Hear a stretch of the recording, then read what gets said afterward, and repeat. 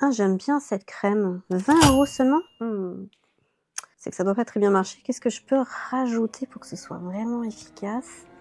Forcément autre chose, va falloir augmenter tout ça. Non, je peux pas te laisser croire ça. On t'a mis ça dans la tête que plus cher égale mieux. Tout ça, c'est vrai, hein, et uniquement en version marketing. Tu vois, en version scientifique, c'est pas ça du tout. Un exemple d'une marque très connue, généralement avec des crèmes entre 400 et 600 €. Ce sont des ingrédients communs que tu retrouves dans toutes les crèmes et les ingrédients actifs sur lesquels ils communiquent, ils sont en bas de la liste. Alors oui, c'est une bonne formulation, mais enfin, qui vaut pas le prix. En fait, ce que tu payes, c'est l'expérience qu'on veut te vendre en discours marketing. C'est la marque, c'est l'égérie, c'est la bonne petite musique qui va avec, mais c'est pas forcément l'efficacité sur ta peau. Alors là, tu te dis, Mais ouais, mais moi je sais, moi du coup c'est pour ça, je prends du moins cher et je sais que c'est tout aussi efficace, je l'ai lu, moi je prends du leader. oui, mais alors là aussi c'est faux. Parce que si tu regardes la liste, bien souvent ce que tu retrouves en premier, c'est de l'alcool, de l'eau.